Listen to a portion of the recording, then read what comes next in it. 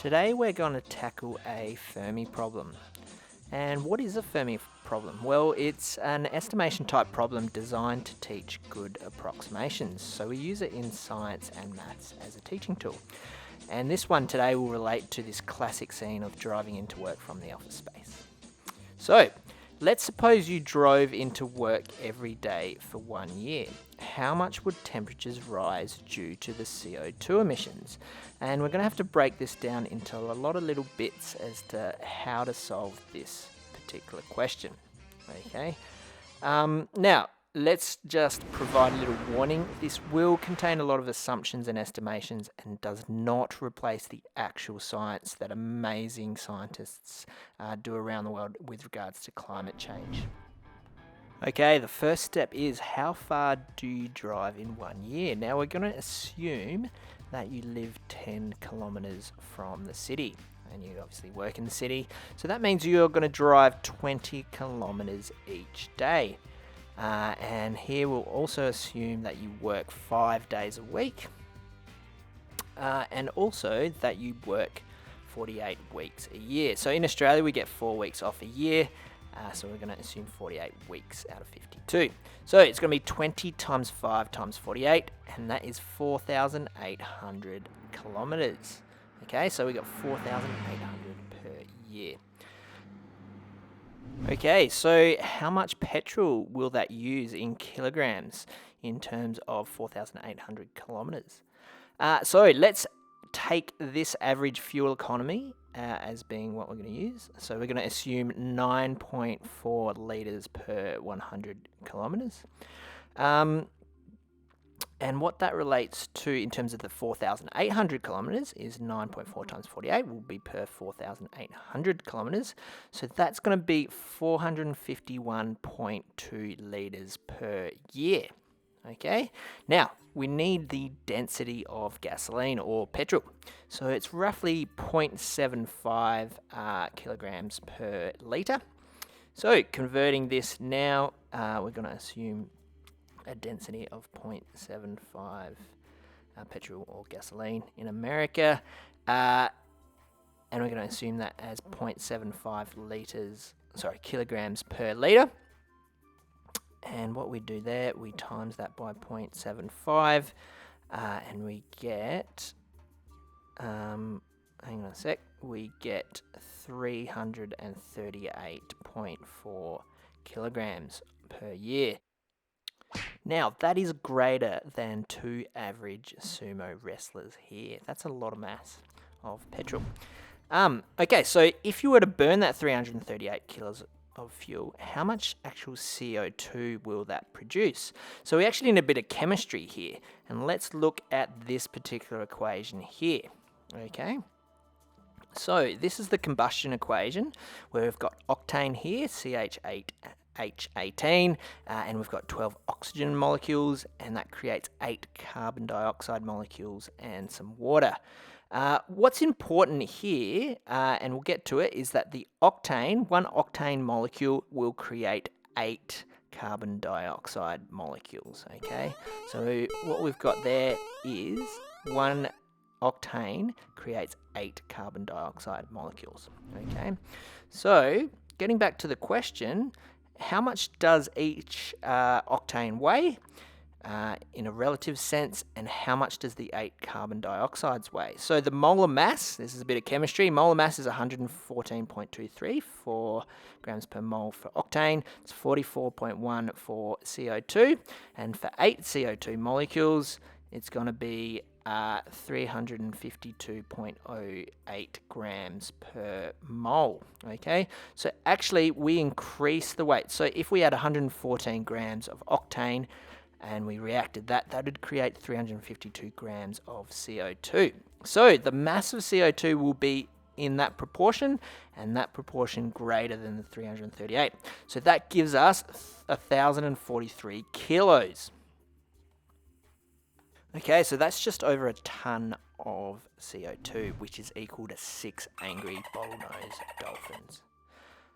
Okay, on to the next bit, and for the next bit, bear with me, but we'll need to find the mass of all the Earth's atmosphere.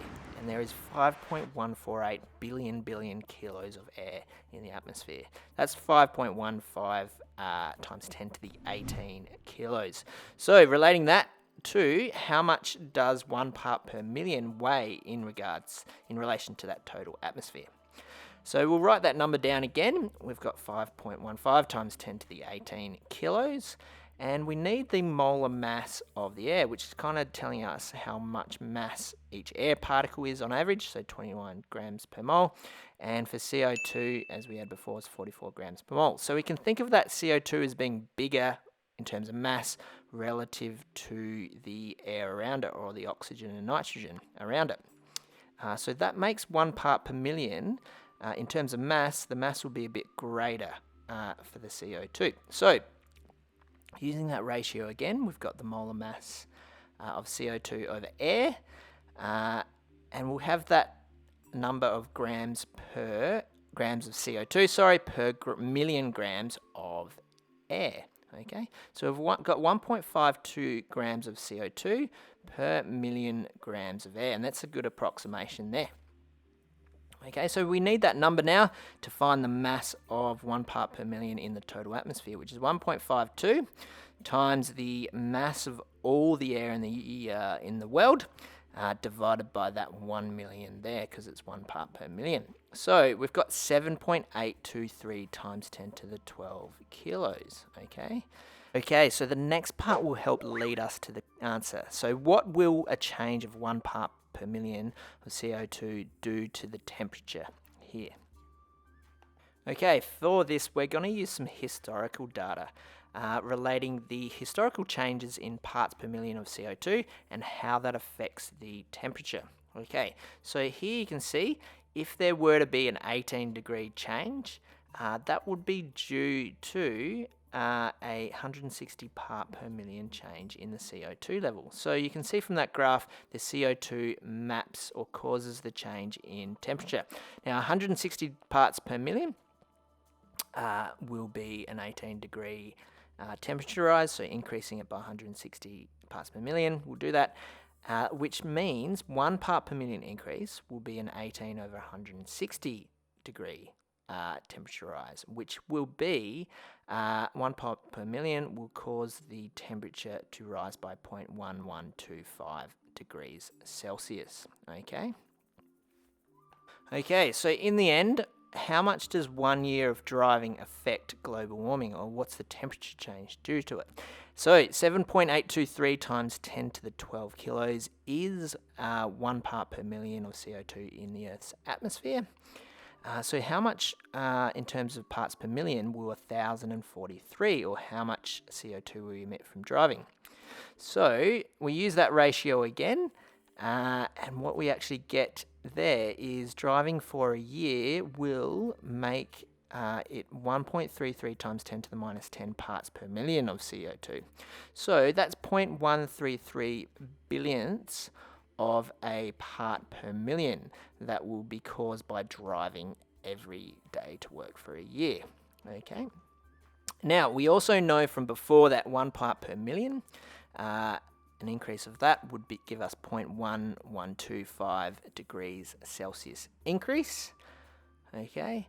And we're going to use, so how much will be 0.133 equate to? So 1.33 times 10 to the minus 10 times 0.1125 degrees Celsius will be 1.5 times 10 to the minus 11 degrees Celsius.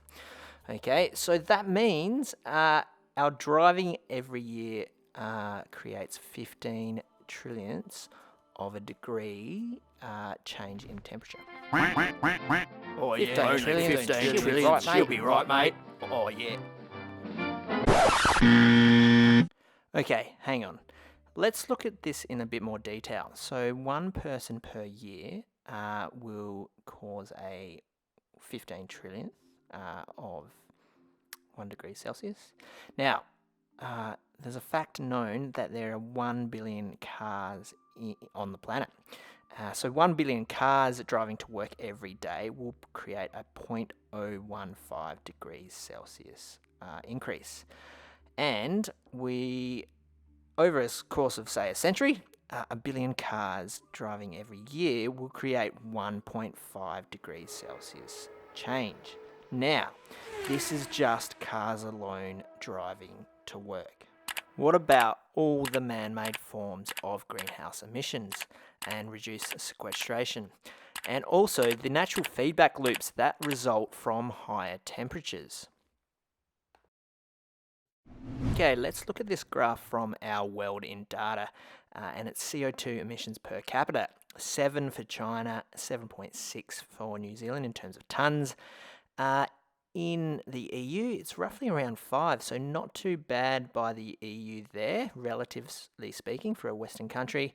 As you can see, poorer nations have a reduced per capita emission. 15 and 16 for the US, and Australia, horrible, 16.9 tonnes per capita. That's ridiculous. That's 16 times what we just calculated.